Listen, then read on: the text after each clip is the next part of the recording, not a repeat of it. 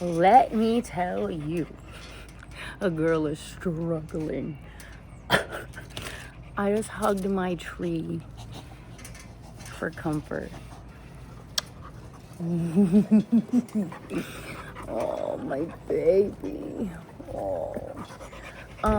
Yeah, I dead ass just hugged the fucking tree because I am struggling in front of my own camera, which is fucking weird because we know I can talk, Miss Motormouth, but when I'm alone in front of my camera, I don't know. Like, I don't know. I don't know. Well, I was telling this to my mother-in-law, and yes, we got pomegranate juice and the paintbrushes again.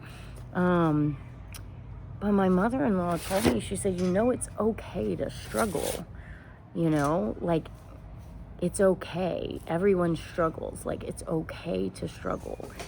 And I guess maybe I've just been putting too much, like, weight on this.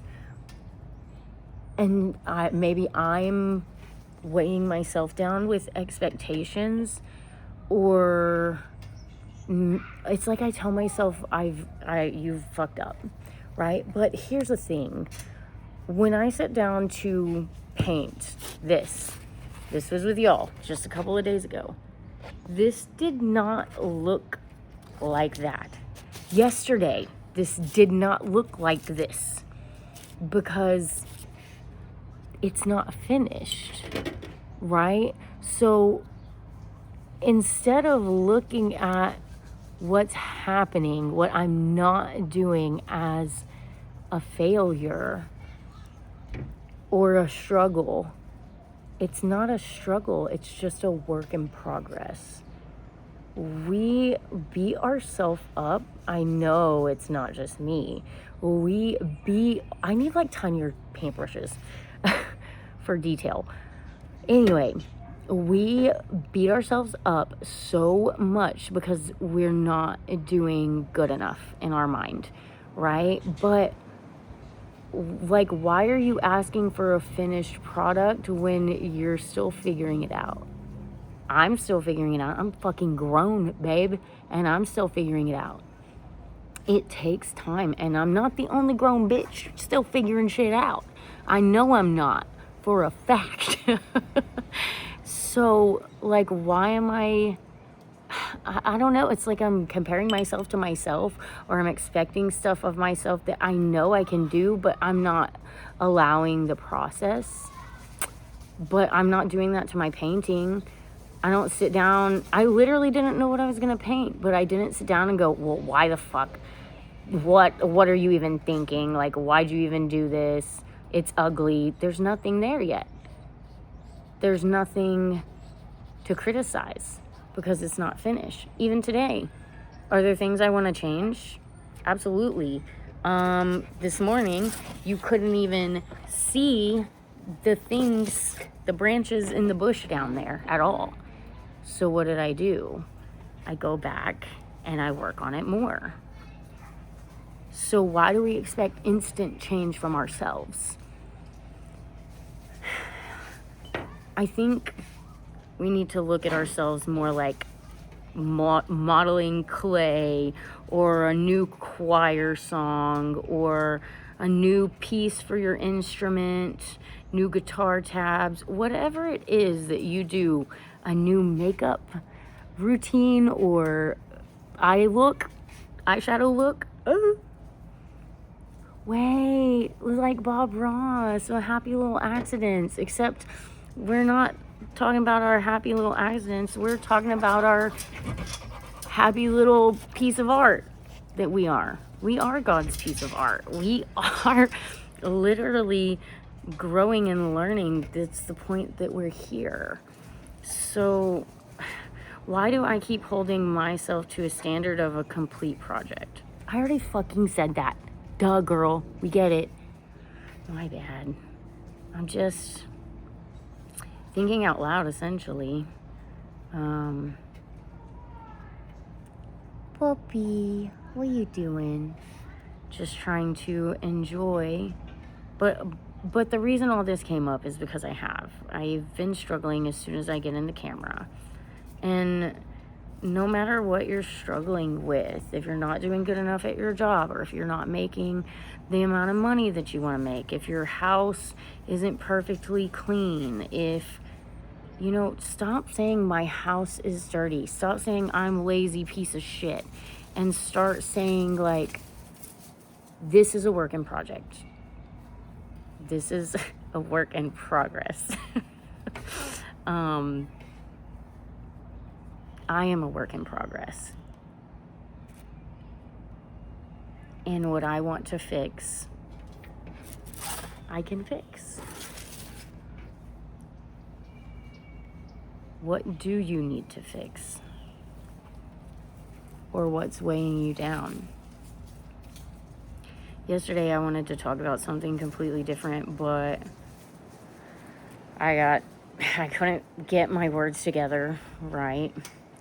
But it's something that's been weighing on me a lot, and I have not fully talked to many people about it yet. I think I said something to one of my brothers. So, my husband's aunt, she ran into my dad recently at the store, because before I married my husband, I already knew this woman. Her daughter went to school with me.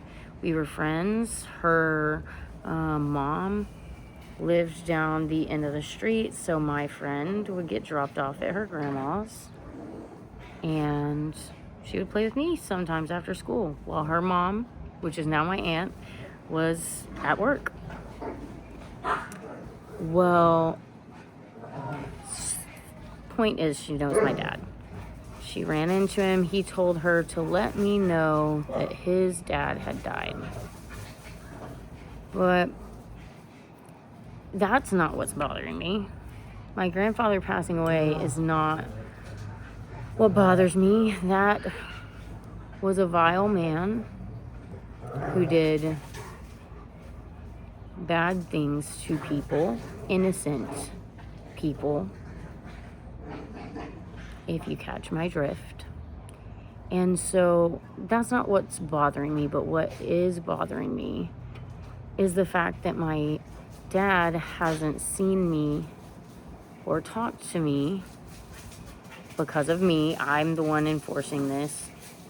In over 11 years. And that's because I gave him one stipulation the last time I saw him. At this point, I'm already a mom. I have a daughter to take care of.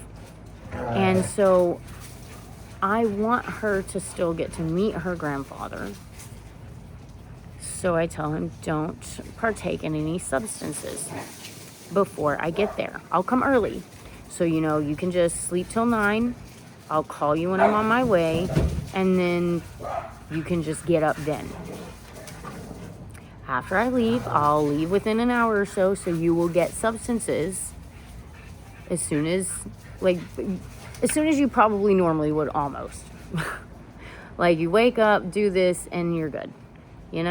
Hour later. But he could not do that, apparently. When I got there, I realized he was high, and I got angry, of course, because that's the one thing I asked him not to do. So I call him out. He tries to deny it. I call him out. He realizes he's fucked, and I tell him, like, that's it. I'm not doing this. Don't fucking call me, leave me alone. And he was like, you can't do that, you're a terrible person, blah, blah, blah. And I was like, I absolutely can do that. And that's for my daughter's protection. I already grew up with him till I was 14. I know what it's gonna be like. And my daughter doesn't need to go through the things that I went through. She doesn't need to be exposed to your behavior. So I told him, just whatever, I'm leaving. Leave me alone. And so he hasn't seen me. And it's not like I'm like this terrible daughter that's going to be like, don't ever fucking call me. Don't ever this. Don't ever that. If he called me, I would want to talk to him. But I'm still not going to... I don't even know what the fuck is going on with him. I got a call like a year or two ago that he was in possession and had been arrested. And they were calling me because I was the family on record. So I was not going to help for that. But that actually broke my heart. I broke down crying that night. It was a rough night. But it bothers me that he didn't tell her to just say hi. He didn't tell her to say, I love y'all, or give his phone number, or just ask how we're doing. And that bothers me. I'm not this terrible child that would be like blocking him. I didn't block his number. He never tried to call. And that's fine. I told him not to call. And I'm glad I did. He's been in a lot of fucking shit over the past. I hear things. Like I said, I grew up in a small town. I don't know if I actually said that. When I was trying to film this yesterday, I did say that. But I was having a hard time. I'm still having a hard time. I don't know if you can tell, trying to keep it together, but not like I'm gonna cry. Just, I just don't talk about it to anyone, I guess. Or, I mean, I have talked about it, but I haven't talked about this yet.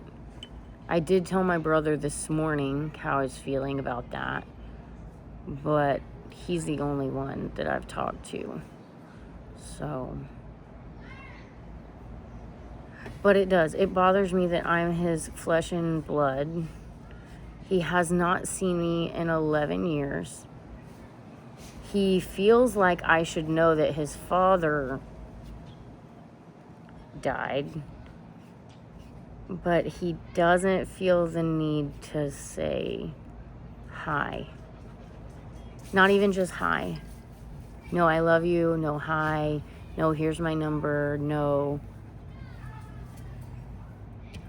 I understand him not asking for my number out of respect, even though that's not the type of shit my dad would do. He doesn't care about respect for anyone. I understand a respectful parent not, like if I said I'm not talking to you, that's a respectful parent not to talk. But I don't think that's the right choice. I mean, a little space is good, but I think you should always reach out. You are the parent, regardless.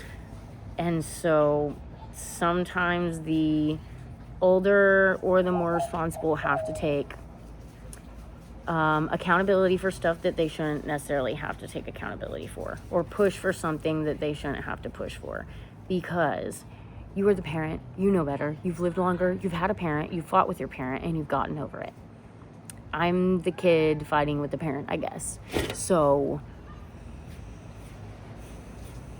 you could have at least given your number for me. That gives me the respect to call you if I choose to. If he even has a phone. But he still didn't ask how we're doing. I couldn't imagine being estranged from a child, much less be willing to keep for over a decade, keep no contact. I don't care if my child said, don't ever call me again. I would not go a decade. I promise. I would probably give my daughter some space for a month to a couple months, depending on the situation. But also, I don't think I'd ever do anything to make my daughter fucking feel like that.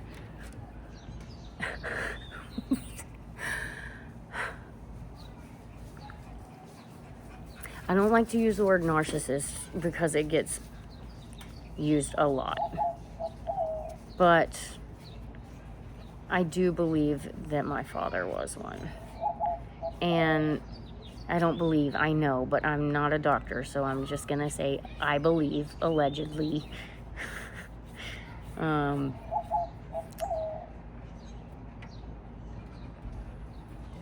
I definitely think he was bipolar if he was not borderline personality. Oh, no, that's me. Narcissistic. I'm a little narcissistic.